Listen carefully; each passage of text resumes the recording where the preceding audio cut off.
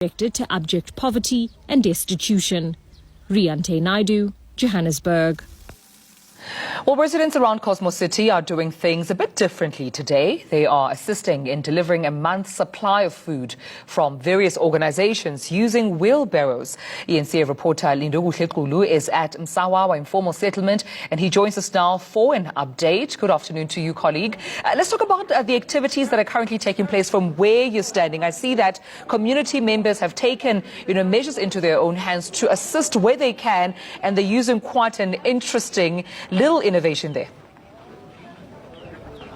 Well, you're right, Tumelo. This is the Wheelbarrow agency, and what is happening is that there are deliveries currently taking place, as opposed to what we've seen, where a lot of people who are in dire need actually go and line up for food parcels. This is a system that they've created to deliver the food parcels in the respective homes of those that are at the receiving end. And as you can see, there's a hive of activity here at Msawawa informal settlement as those deliveries keep on continuing. But the system that they've done is actually one that required, a lot of work in terms of the foundation. And one of the things that's happening at this stage is that they basically come into the community, identify those in need, and basically give them those barcodes. Can you show us the barcodes, Sisi?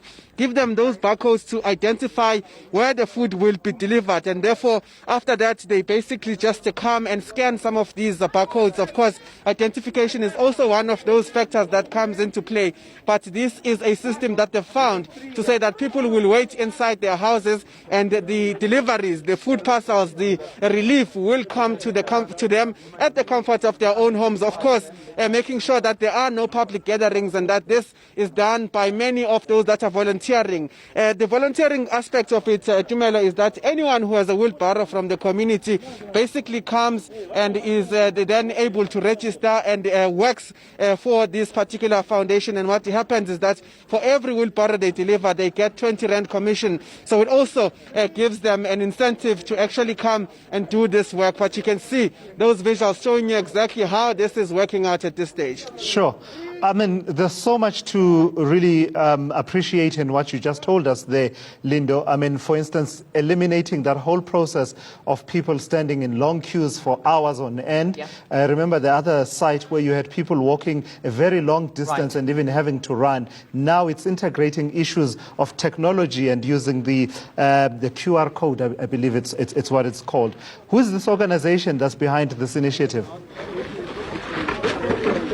Well, Tulas, there are many organizations that are involved here, but one that is playing this key role is, of course, the Kazeng Foundation. It's basically working with informal traders, and what they do is obviously help out informal traders, sell airtime, the lottery, give them systems like that. But they've created another system, as we see today, which is basically configured to actually have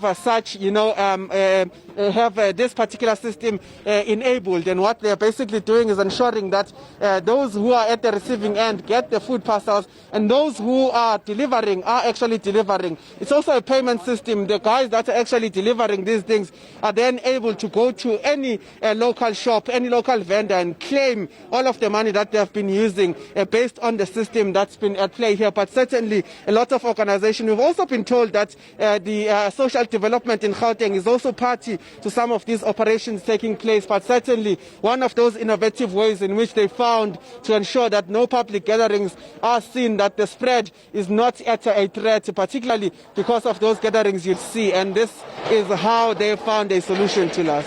Love it. All right. Thank you so much, Lindokuhle, for giving us that update. I think because we will be easing into level 3 lockdown, this might be one of those systems that do still assist when it comes to social distancing. Absolutely. And the guys who are pushing the wheelbarrows, they also earn a bit of an income, yeah, which is something that can be welcomed. I mean, given what we have seen, the difficulties we've seen, here are some organizations trying to think about how exactly to